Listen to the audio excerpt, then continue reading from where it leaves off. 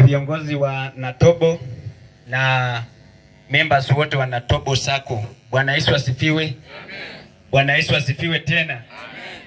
Mimi kwa majina naitwa Moses Omodo, ule seneta mdogo wa Busia County. Na kila mahali mnaenda, mnaonanga seneta kweli? Wewe mnamuona kweli? Sasa mimi kama nilianza tu kazi ofisi ndio sijui penye iko. Sasa nyinyi naomba mnibadilishe koti, mnionyeshe penye ofisi iko, mimi nianze ka?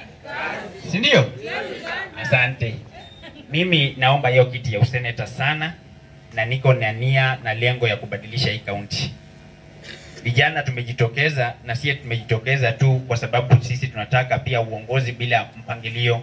Sisi pia tuko na maono, tuko na uwezo, na tuko na tajriba ya kuongoza hii kaunti. Mimi mwenyewe ni mfanya biashara, hata ile biashara iko directly straight kwangu. Hiyo ni biashara yangu.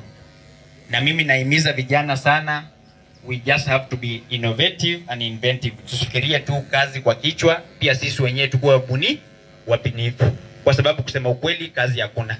Mimi hapa nawatafutia kazi, na nikipata hicho kiti nitakuja kuempower hawa vijana.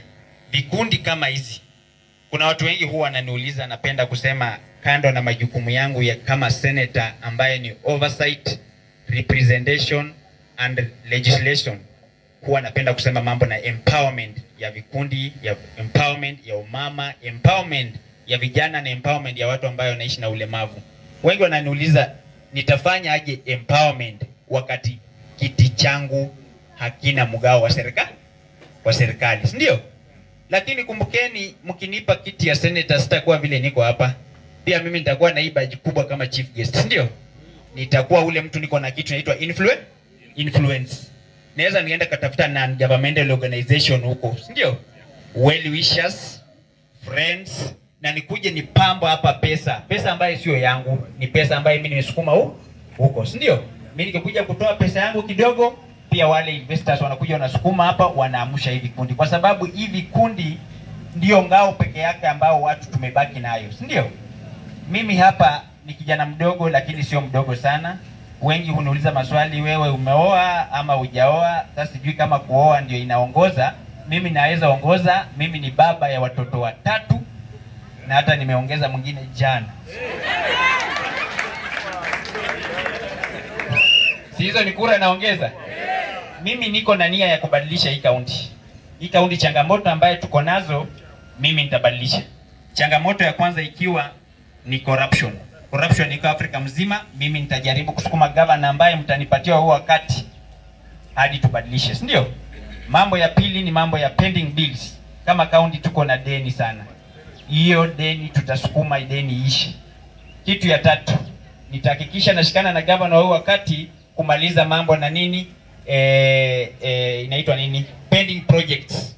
Kila gavana akikuja anaanzisha project ya Ochudi. Hapa ni nyumbani, lazima niambie watu wangu ile nitafanyia mvua tutasimamisha. Kitu kingine mimi nitakuja kufanya, nitakuja pia kusukuma government na asianzishe miradi mingine kabla tujamaliza ile ambayo ina exist. Ikiwa ikiwemo hii ambaye tuko silisimama, tutakuja kuimaliza hiyo wakati. Naweza ongea mengi sana, lakini nawaomba kura sana hiyo wakati ukifika. Wale ambao ni opponents wangu wakuja kuwaomba pia mwasikize.